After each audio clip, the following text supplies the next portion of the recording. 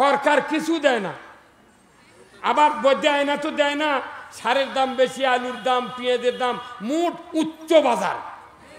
এখন জনগণের আয়ের তুলনায় খরচ বেশি, এই জন্য খরচ কমানোর জন্য সরকার করছে তোরা মায়াবরি খা। কত কোনে রে, কত কোনে রে, কি খা? আল্লাহর ভান্ডারে ভাতের অভাব পড়ছে, সেই যুগে তোরা মায়াবরি খা, কন্ডম ব্যবহার কর, সোল যাতে না হয়। কেন আরো সে আদিমে রুহের জগতে যে সন্তানগুলো আছে এগুলোতে আসবি, কারো করে দুটো হচ্ছে, তিনটে হচ্ছে একবারে। কথা কোন না? তাহলে সন্তান মানে লাভ নাই। এখানে আল্লাহ বলছেন যে তুমি সরকার মৌলিক চাহিদা, ভাত, কাপড়, বাসস্থান, তারপরে শিক্ষা, চিকিৎসার গ্যারান্টি সরকারকে দিতে হবে, কোরআনে আছে, এটা আল্লাহ বলেছেন। সৌদি আরবে যান, 3 দিন থাকবেন, 3টা সাইকেলও চোখত পড়বে না, হুন্ডা পড়বি গোটা 2 চোখত, কিন্তু সেটা পুরাতন। R15, ইয়ামাহা, পালসার কিচ্ছু নেই ওই দেশে, ওটি খালি কার। আর মানুষ সারাদিন ঘুম পাড়িচ্ছে, কোনো ঘুম আবাদ নাই, হাঁস আবাদ নাই, লাউ নাই, মূলা নেই, কাঁচা পড়তে। এই যে আপনাকে রানী শঙ্কল দেখলাম, আস্তে আস্তে দেখলাম খালি কপি নিয়ে বসে আছে, বিক্রি নেই। কেসব বিক্রি হবি? আলু আলারা আলু কিনেছে, আলু কাটে কেটে লাগাচ্ছে, মধ্যেকার গোস্ত কে খাবি? কতক্ষণ ওই আলু আলারা আলু খাচ্ছে, কপি কেনার মানুষ নাই। কপিওয়ালা কৃষক বসে আছে, এই কপিগুলো এলে বগুড়া যাবেন, 60 টাকা কেজি, 100 টাকা কেজি বিক্রি হবি, আর আপনি এটি বসে থেকে মরিচ্ছেন। ওরা আবার এর পাইকারি লে যাচ্ছে 13 টাকা কেজি, ওটি লেদা 150 টাকা কেজি বেচিচ্ছে। তাহলে এতগুলো দুর্মূল্য, ওষুধের দাম, সব জায়গাতে দাম বেশি। এই দাম হওয়ার কারণে মানুষের ক্রয় ক্ষমতার বাহিরে চলে গেছে শক্তি। এখন মানুষ করছে কি, যান বাঁচানোর জন্যে চাকরি নাই, বাকরি নাই, কোনো ব্যবসা বাণিজ্য করে শান্তি নাই। ব্যবসা করে খাবি, উনি যদি জামাত করে ওর দোকান তখনই চাবি দিয়ে তুমি কতক্ষণ আবার ও দোকান খোলার বুদ্ধি নেই। ইমামতি করবি, কোরআনের কথা কবি, তোর ইমামতি বাদ। বক্তৃতা করবেন, আসবো করছে হুজুর দেখে শুনে কথা কবেন, যা ইচ্ছে তাই কওয়া যাবে না। তখন আমি কই ভাই তাহলে আমি তো মুখস্থ করে যাচ্ছি, তুমি কোরআন লে পাশে বসে থেকে কও, আমি শুনে শুনে কমো, পাশে থেকে দেখি আর নেই। তাহলে কোনটি যে আমাকে যাতে শান্তি না আছে, শান্তি আছে? তাহলে এই কাজটা, এই বাংলাদেশে যত টাকা দুর্নীতির মাধ্যমে পাচার হচ্ছে, এই টাকার অর্ধেকের অর্ধেক, তার অর্ধেক যদি কৃষি খাতে ভর্তুকি দেওয়া হতো, ইউরিয়ার বস্তা সার 150 টাকা বস্তা পাওয়া যেত, আর আলু 6 টাকা কেজি পাওয়া যেত। জনগণক যদি কওয়া হয় এই কথা, হুজুর তোমরা বাইনা করছো। আবার কিছু কিছু মসজিদের ইমাম হুজুর আছে, ওরা এইগুলো কথা কয় না, ওরা খালি করছে নামাজ পড়িন, দরুদ পড়িন। কথা কোন দেখা? কেন নামাজ দরুদ পড়লে কি আলুর দাম কমবে? ওই সংসদে যা দুর্নীতি বন্ধ করা লাগবে, কথা ঠিক কিনা? আমাকে কুষ্টিয়া ভেড়ামারা রূপপুর পারমাণবিক কেন্দ্র আছে না, 49,500 কোটি টাকা লুট হতো ওর থেকে। ওই টাকা যদি খালি ইউরিয়া সার আর আলুর যদি ভর্তুকি দেওয়া হতো, আলু 6 টাকা কেজি, ইউরিয়া সার 150 টাকা বস্তা বানানো। আর আমির হোসেন আমুর বাড়ি, তারপরে গণভবনে আলমারির তলে কত টাকারে মমতাজের ফ্রিজের মধ্যে খালি 1000 টাকার লোট। এই কত কম? তাহলে এগুলো টাকা দিয়ে যদি দেশত গড়িয়ে থেকে ঘুম পারলো, এগুলো দেশের কথা কবে না, খালি কত তসবি ঠান জেকের কর। ওই তাহেরির জেকেরের কাম বাজিছে, এই তাহেরি রে জ্বালাও পোড়াও রাখিয়া তো মারদারে। এগুলো জেকের দিয়ে কাম হবে না। আসল জেকের হলো সমাজের শান্তি কায়েম করা। সমাজে শান্তি কায়েম না হয় আপনার জেকের নামাজ কিচ্ছু ভালো লাগবে না। আজকে সমাজে জাকাত চালু হতো, তাহলে একটা কিস্তি, একটা সুদের ব্যাংক বাংলার জমিনে থাকতো না। এমন কোন গ্রাম নাই 15.5 লোক কিস্তির সাথে জড়িত নাই। কয় শাক ভাতে খাবো না, গোস্ত খা, স্বামীর কথা শুনবো না, ভাঙ্গা করে থাকবো না, ঝড় বাদল মানবো না, কিস্তি দেওয়া বন্ধ করবো না, যায় থাকিতে সাহেবের ডিউটি কোনদিন অমান্য করব না। ইমাম নামাজ পড়ে, আর পাশে যত মানুষ আমিন কয় এর মধ্যে 12 আনা লোক কিস্তির টাকা লেছে। কেউ সিসি লোন করছে 500 কোটি 100 কোটি টাকা সিসি লোন করে প্রতি বছর 5 বার করে উমরা করে আর প্রতি বছর বড় হজ করে। আবার ঘুরে আসে এই বড় বড় লোকের সাথে কয় আমি 6 বার চুমা দিচ্ছি হজরে আসাদ, গুনাহ কে মাফ না করে রে? তখন আল্লাহ এটা শুনে কয় পাগল, তুই যদি গিলা খার চিন্তা ওই চুমার চিন্তা করি, তুই গিলা খেলেও তোর একটা দোয়া কবুল হবে না। তুই তো সুদের অর্থনীতি মানে হজ করবে আছিস কত কোন টাকা? এই বাংলাদেশে সুদের অর্থনীতি চলে কি চলে না বলুন তো? সুদের অর্থনীতি চলে কি চলে না? আচ্ছা ভাই বলুন তো, কেউ যদি অজু করে 22 সালে অজু থাকে? হ্যাঁ, রোজা থেকে দুপুরে ভাত খেলে রোজা থাকে? কেউ যদি নামাজ শুরু করে ফাতেহার পর যদি বলে আব্বা আমার গরু ধরে নিয়ে যাচ্ছে উত্তরপাড়ার জাহাঙ্গীর আলম, তখন ওই বাপ যদি বলে বাবা ওখানে দেরি করে আমি নামাজ পড়ে বাড়াই, নামাজ থাকবে?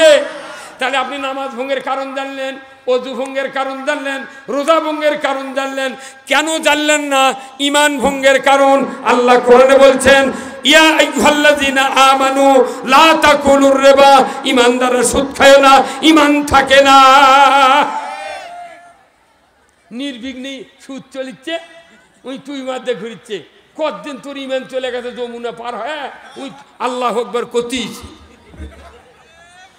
প্রত্যেকটা কাজে ইসলামের রাষ্ট্র আসু প্রয়োজন। আমরা ক্ষমতার যাব না, যারাই ক্ষমতার যাবি ওরা ইসলাম কায়েম করে দেশ চালাক, আমরা পেঁয়াজ দিয়ে পান্তাকা ঘুম পারবো, আজরাইল আসলে গেছে এতন পাবো কত কোন দেখা। আমরা তো চাচ্ছি আল্লাহর আইন ক্ষমতার দেওয়া নয়, আল্লাহর আইন ওনারা চালু করুক, আমাকে গ্যারান্টি দিক আমরা ক্ষমতাতে ইসলাম চালু করবো। আমরা আজ থেকে রাজনীতি সার চুপ করে বসে থাকবো। সুবহানাল্লাহ সুবহানাল্লাহ। এরা পাগলের বুদ্ধি। আল্লাহ বানাচ্ছে পৃথিবী, আল্লাহ পাঠাচ্ছে কোরআন, সেই কোরআন দিয়ে আল্লাহ রসুল 10 বছর পৃথিবী চালাচ্ছে। আর আমাকে কে বুদ্ধি দিল এই কোরআন বাদ দিয়ে আরেকজনের আইন দেশ চালাবে? এটা সবচেয়ে কুফুরি কথা, ঠিক কিনা? আজ থেকে 1500 বছর আগে মক্কাতে আল্লাহর নবী কালিমার দাওয়াত দিলেন, আবু জাহেল ক্ষিপ্ত হয়ে গেল, শোয়েব উতবা লাহাব ক্ষিপ্ত হয়ে গেল। তারা ঘোষণা দিল, ও মক্কার যুবকেরা কে আসরে, তোমরা মুহাম্মাদের মাথাটা যদি আমার হাতে দিতে পারো আমি 100টা উট তোমাদেরকে পুরস্কারিত দিব। এখন কেউ সাহস পেল না। হযরত উমর ইবনুল খাত্তাব তরবারি উঁচিয়ে বলল, আবু জাহেল তোমার যদি ওয়াদা ঠিক থাকে আমি মুহাম্মাদের মাথা নিমিষের ভেতর তোমার হাতে এনে দেব। আবু জাহেল বলল, উমর ইবনুল খাত্তাব তোমাকে আমি 100 উট দিয়ে দেব, তুমি তাড়াতাড়ি করে আব্দুল্লাহর বেটা মুহাম্মাদের মাথা আমার হাতে দিয়ে দাও। উনি তরবারি নিয়ে বেরিয়ে যাচ্ছে, তীক্ষ্ণ তরবারি ধার, সূর্যের কিরণে তরবারির ধার চিকমিক করছে। উনি দিগত বেগে চলে যাচ্ছেন মুহাম্মদ সাল্লাল্লাহু আলাইহি ওয়াসাল্লামের মাথা কাটার জন্য। মাঝপথে গিয়া নঈম নামের ব্যক্তির সাথে দেখা হলো। নঈম বলছে, উমর ইবনুল খাত্তাব রক্তচক্ষু নিয়ে তরবারি নিয়ে দীপ্ত কণ্ঠে দিগত বেগে তুমি কোথায় চলে যাচ্ছ? তোমার মোটিভ তো খারাপ দেখছি, কোথায় যাচ্ছ ভাই উমর? লোকটিকে ওই নঈমকে বলল, উমর ও নঈম ভাই তুমি রাস্তা ছেড়ে দাও, আমার পথ তুমি খাটো করো না, আমি যাচ্ছি আব্দুল্লাহর বেটা মুহাম্মাদের শিরচ্ছেদ করার জন্য। জোরে কন্যা নাউযুবিল্লাহ। নঈম বলল, রে উমর খবরদার খবরদার, সাবধান হয়ে যাও, যাকে আল্লাহ নির্ধারিত করে নবুয়ত দিয়েছেন তুমি মাথা কাটা তো দূরের কথা, তোমার মতো উমরের মাথায় ওই রসুলের পায়ের তলে বিক্রয় হয়ে যেতে পারে। বলে কেমন করে সম্ভব? বলে জানো না, তোমার ভগ্নিপতি তোমার বোন ওই মুহাম্মাদের পরিমাণ এনেছে, তোমার ভগ্নিপতি তোমার বোন ঈমান এনেছে রে উমর। তুমি নবীকে শিরচ্ছেদ করার আগে তোমার বোন আর ভগ্নিপতিকে ফিরাতে পারো নাকি? একটু চেষ্টা করো। শোনা মাত্রই বাইপাস রাস্তা ধরে উনি ভগ্নিপতির বাড়ির দিকে চলে যাচ্ছেন। ঘরের বাইরে থেকেই কানের ভেতরে কথা এসে গেল, সূরা তোহার 124 নম্বর আয়াত। ওনার ভগ্নিপতি আর বোন তেলাওয়াত করছেন, ওয়ামান আরাদা আন যিকরি ফাইন্না লাহু মাইশাতান দনকা ওয়া নাহশুরুহু ইয়াউমাল কিয়ামাতি আমা।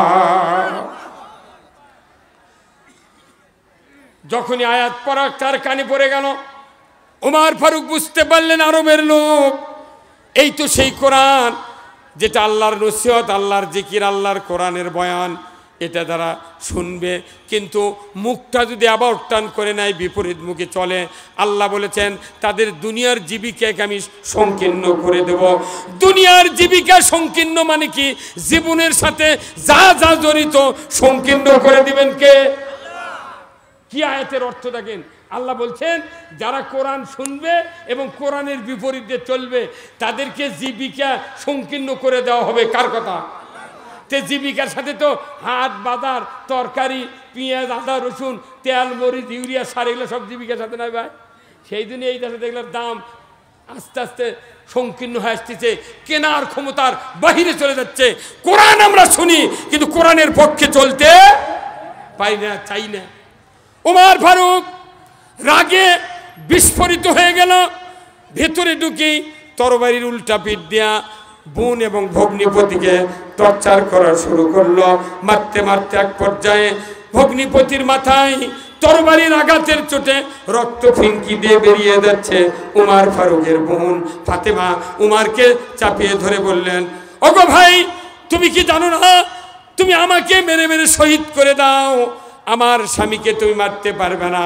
দেখো না মাথা ফেটে ফিনকি দিয়ে রক্ত বেরিয়ে যাচ্ছে, তুমি যদি আবার মারো, আমার স্বামীটা যদি মারা যায়, আমি অসহায় হয়ে যাব, বিধবা হয়ে যাব, তোমার কি দয়া হয় না? রক্তের দিকে নজর করার সাথে সাথেই উমরের কলিজার ভেতরে মহব্বত পয়দা করে দিলেন কে?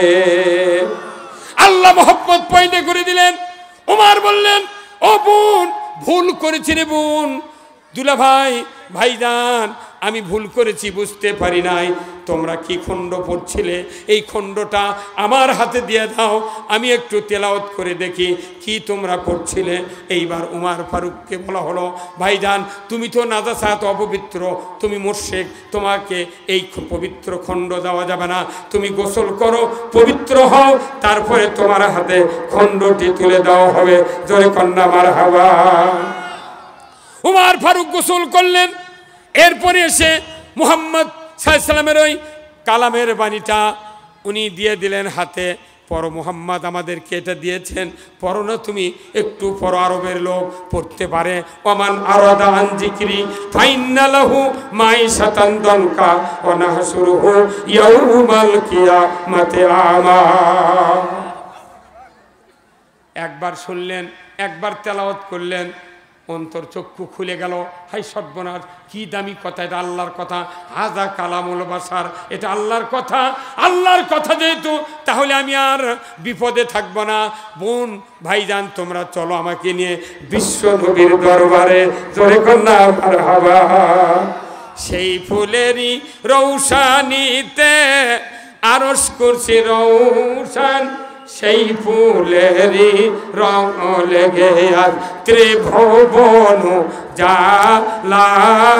সাহারাতে ফুটল রে ফুল রঙিন গোলে লা লা, সাহারাতে ফুটল রে ফুল। জয় কন্যা মারহাবা।